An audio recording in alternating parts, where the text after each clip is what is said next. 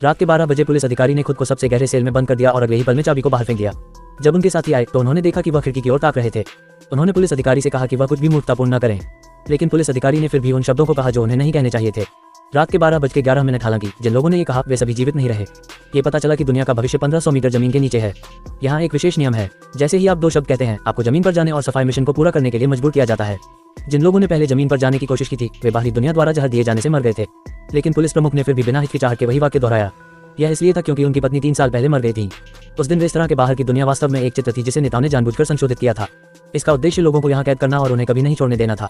रात के 12:40, लेकिन जब उन्होंने देखा कि कोई प्रतिक्रिया नहीं हुई तो उन्होंने चुप्पी का वाक्य चिल्लाया। रात के 1:45 पुलिस प्रमुख के पति के रूप में उन्हें अपनी पत्नी को भूमिगत दुनिया में भेजना पड़ा। भूमिगत किले के लोगों ने एली के दृश्य को लाइव प्रसारण के माध्यम से देखा।